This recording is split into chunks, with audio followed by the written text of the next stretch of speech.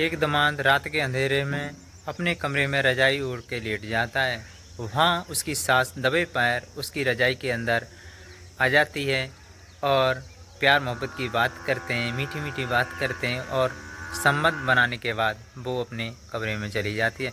दोस्तों, अगर हमारी ये वीडियो आपको पसंद आई है तो लाइक करें, सब्सक्राइब करें, शेयर करें ज़्यादा से ज़्यादा, जिससे कि हमारा मनोबल कमज़ोर ना हो।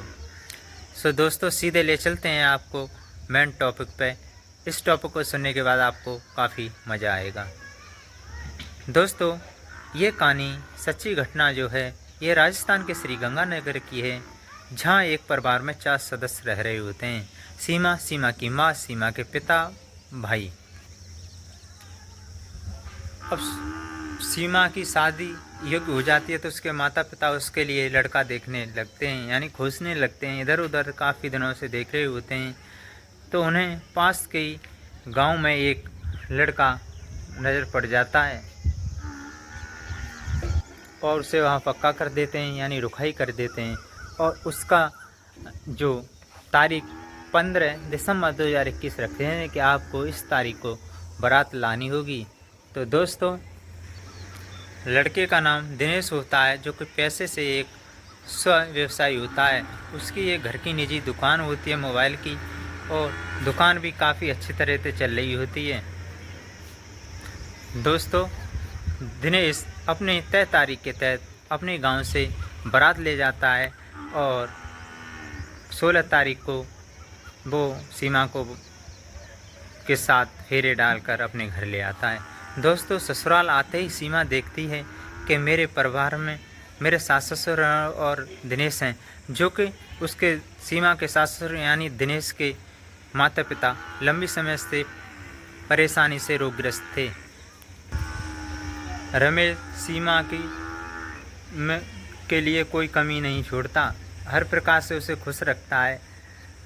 1 साल के बाद उसे अपनी माता पिता और भाई की याद आती है तो दिनेश से बोलती है कि सुनो जी, मुझे अपने माता पिता की बहुत याद आ रही है, क्यों ना किसी दिन चलते हैं, कि चलेंगे। तो दिनेश मन बना लेता है और कहता है कि सीमा जी, मैं आज दुकान पे जा रहा हूँ और शाम को अपने कपड़े तय साफ करके प्रेस व्रेस करके रख लेना, शाम को चलेंगे और सुबह लौट आएंगे। सीमा अपने दिनेश के साथ अपने पियर पहुंच जाती है। वहां जाके देखते हैं दोनों के घर पे ताला लगा हुआ है और घर पे कोई है नहीं है। तो पड़ोसियों से पूछती है कि मेरे माता पिता कहाँ हैं, प्लीज़ कोई बताओ ना। तो बताते हैं कि तुम्हारी माँ खेतों पे गए हैं और तुम्हारे भाई और पिता कंपनी गए हैं, वो थोड़ी देर में आ रहे होंगे। इधर सीमा उन्हें पूछ ही रही होती है तो रास्ते में उनकी माँ कुछ सब्जी हाथ में पकड़े हुए आ रही होती है खेतों से। तो दिनेश के और सीमा के पैर छूती है और ताला खोल उन्हें घर में प्रवेश कराती है और उन्हें राजी खुशी पूछते हुए उन्हें चाय नाश्ते का प्रबंध कराते हुए उन्हें खिलाती है और बोलती है, बेटा घर पे हमारे समधिन जी बढ़िया तो हैं। दिनेश कहता है, जी माता जी, वो अभी बढ़िया हैं। इतनी बातें हो नहीं पाई कि उधर से दिनेश के सास ससुर और साले चले आ रहे हैं, पैर छूते हैं और शाम को जब खाना खिला कर उन्हें अपने अपने कमरे में लिटा देते हैं। 3 बेड होते हैं, यानी 3 खाट होती हैं, 4 पाई। एक खाट पर माँ बेटी, एक पे माँ पिता और जो सीमा का भाई है, एक पे दिनेश लेट जाता है। अर्ध रात्रि पे अचानक दिनेश को सीमा की याद सताने लगती है और अजीब लगता है। तो दिनेश फ़ोन उठाता है और सीमा के पास लगा देता है और बोलता है, प्लीज़ यार, पता नहीं, मुझे अकेला सा महसूस कर रहा हूँ, बहुत दिनों से मैं रहा नहीं हूँ ना अकेला, तो मुझे अच्छा नहीं लग रहा, प्लीज़ 1 घंटा के लिए आ जाइए ना, कुछ बात करते हैं जिससे रात भी कट जाएगी और मेरा मन भी लग जाएगा। तो दोस्तों, सीमा कहती है, तुम्हें शर्म नहीं आती, ज़रा भी शर्म नहीं है, तुम्हें पता है ये मेरा घर है ना कि तुम्हारा घर, सबूरी रखो थोड़ी देर। और फ़ोन काट के सो जाती है। फिर थोड़ी देर बाद दिनेश फिर फ़ोन करता है और बोलता है सीमा आ जाओ यार, मुझे नींद नहीं आ रही है, उधर से पानी भी लेते आना। तो दोस्तों सीमा चली जाती है और उसके पास जो उसकी सीमा की माँ पड़ी होती है वो आँख मीच के लेटी रहती है, बट वो जग रही होती है। दोस्तों वो प्यार करते हैं। उनके कमरे से अजीबो-गरीब आवाज़ आ रही होती है, जिसे आप समझ ही सकते हैं, आ रही होती है। तो सीमा की माँ के अंदर जो हार्मोन्स होते हैं वो जाग जाते हैं और वो उत्तेजित हो जाती है। सीमा की माँ के अंदर एक उसके पति को चांद के लिए एक अलग ही तड़प होती है। तो दोस्तों सीमा चली जाती है अपने घर यानी अपने कमरे में और वहाँ आके लेट जाती। दूसरे दिन भी रमेश ऐसे ही कॉल करता है। कॉल करते हुए बोलता है सीमा आ जाओ आ जाओ और आ जाओ। बोलते तुम्हें ज़रा भी संतुष्टि नहीं है, कल तो हमने किया ही है, आज तुम्हें पता है कौन सी जगह है। तो दोस्तों सीमा चली जाती है, संभोग करती है, सहवास करती है अपने पति को खुश करके। दोनों की जब अंदर की गर्मी शांत हो जाती है तो वो दबे पैर अपने कमरे में लौट आती है, अपनी माँ के साथ लेट जाती है। इधर रमेश को फिर नींद नहीं आ रही है, फिर कॉल करता है और बोलता है सीमा एक आ जाओ ना 20 मिनट के लिए प्लीज़, मुझे नींद नहीं आ रही है।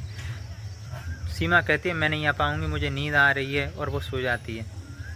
फिर उधर से उसकी जो सास होती है वो मोबाइल लेती है और व्हाट्सएप पे चली जाती है। व्हाट्सएप पे SMS करती है तो बोलो अब क्या हुआ। तो वो कहती है प्लीज़ आ जाओ ना, मुझे नींद नहीं आ रही है यार, रोमांस करना है। तो उसकी जो सास है उसके अंदर के जो हार्मोन्स थे वो जाग जाते हैं और जाग जाते उत्तेजित हो जाती है। उससे चरम सुख चाहिए जो उसका पति दे नहीं पा रहा है, यानी ससुर दे नहीं पा रहा। ससुर बूढ़ा हो चुका था। दोस्तों सीमा की माँ दबे पैर उसके कमरे में, दिनेश के कमरे में चली जाती है और उसकी चारपाई यानी रजाई के ओढ़ कर लेट जाती है। जैसे ही दिनेश उसे पकड़ता है, अपनी बाहों में भरता है, तो उसे अजीबोगरीब महसूस हो सकता है, क्योंकि जो सीमा होती है वो पतली होती है, उसकी माँ मोटी होती है। अब सीमा का पति अपने आप को असहज सहमा महसूस करता है तो बोलती है कि तुम शर्मा क्यों रहे हो, कोई बात नहीं है, मैं कई वर्षों से तड़प रही हूँ, प्लीज़ मुझे वो सुख दोगे ना। बेचारा निराश सहमा टूटा हुआ दिनेश क्या करता।